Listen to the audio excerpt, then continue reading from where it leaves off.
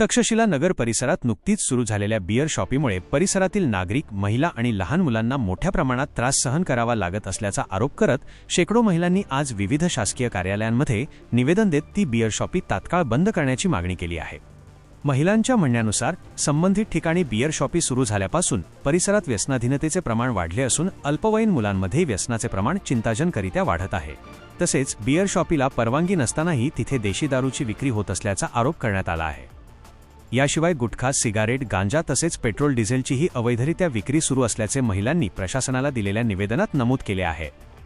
या गंभीर पार्श्वभूमीवर तक्षशिला नगर आणि मानयनगर येथील शेकडो महिलांनी आज जिल्हाधिकारी कार्यालय, पोलीस प्रशासन, नगर परिषद, सीओ कार्यालय तसेच राज्य उत्पादन शुल्क विभागाकडे निवेदन सादर करून संबंधित बियर शॉपीचा परवाना रद्द करून ती तात्काळ बंद करण्याची मागणी केली।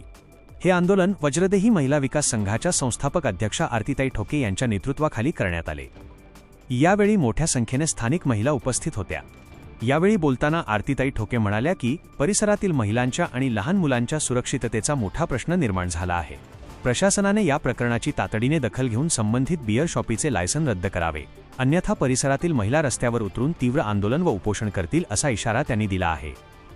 महिलांनी प्रशासनाला त्वरित कारवाई करण्याची मागणी करत परिसरातील अवैध व्यवसायांवर कठोर पावले उचलण्याचे आवाहन केले आहे। अशा नवनवीन बातम्यांसाठी चॅनलला सबस्क्राइब करा आणि पाहत रहा MH न्यूज मराठी।